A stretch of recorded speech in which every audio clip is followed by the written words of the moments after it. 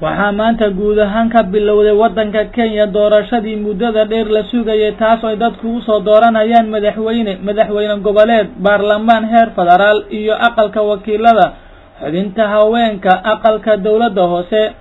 doorashadan oo ka bedelan doorashooyinkii hore wadanka Kenya oga dhici jiray ayaa saaka waxay dadku u dareereen goobaha cod bixinta halkaas ay leeman dheer u galeen sidii ay codka u ridan lahaayeen dadka ayaa saaka hiirtii waa bari ku soo kalahay goobaha codka ay ka dhiiban lahaayeen waxaana arkaysaa bulshada qaybaheeda kala duwan oo leeman dheer ugu jira sidii ay hal mar u dhiiban lahaayeen codkooda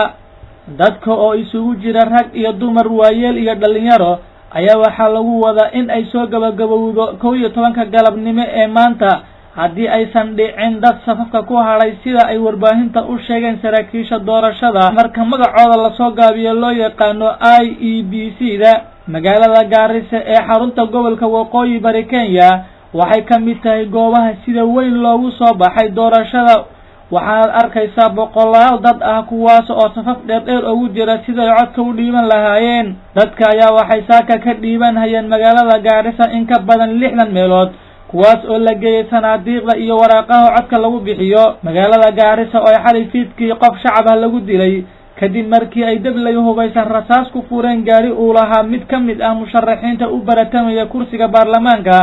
ayaa saaka mid gabi ahaanba ay ka muuqato jawi nabdoon dadka ayaa waxay goosanayaan go'aankoodii ugu dambeeyay ee ay ku soo dooran hayaan qofka wakiilka oo ay matali doona mustaqbalkooda doorashadan oo ah mid aad uga duwan doorashooyinkii hore ee wadanka Kenya ka dhici jiray ayaa waxa hore loo soo dooran jiray 3 kursi oo kaliya kuwaasi oo kala ah madaxweynaha xildhibaanka baarlamaanka iyo kursiga dawladda hoose halka maanta loo codeynayo 6 kursi waxaana bulshada Kenya ku cusub kursiga madaxweyne goboleedka aqalka sanadka iyo kursiga haweenka ee la yiraahdo women representative kaas oo qeexayo dastuurka cusub ee dhawaan la meel mariyay dawladda ayaa waxay adkaysay ammaanka waxaana arkaysaa laamaha ammaanka oo gaaf wareegaya goobaha cod bixintu ka socoto kuwaas oo kala nadaaminaya dadka fiilada ku jira waxaa sidoo kale arkaysaa ciidamada dharcadka oo ilgalaclaynaya hareeraha sanaadiiqda waraaqaha codka lagu ridayo warbaahinta Kenya ayaa maanta diiradda saaraysa doorashada waxaana daqiiqad walba la soo tabinayaa sida uu wax u socdo waxaana bulshada lagu boorinayaa inay dhowraan ammaanka lagana fogaado dhammaan isdabamarin iyo inuu buuq ka dhaco goobaha codka laga bixinayo ilaa iyo iminka wax rabshada kama dhicin guud ahaan wadanka Kenya marka laga reebo gobolka xeebta khaasatan magaalada Mombasa oo xalay iska hor imaad ku dhaxmaray dablay hubaysan iyo ciidamada ammaanka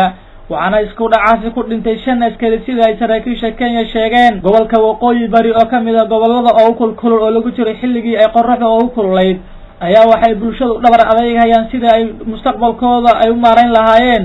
una soo dooran lahaayeen qofka matali doona halkani waa fagaaraha ugu weyn magaalada Garissa ee loo yaqaan Garissa Primary School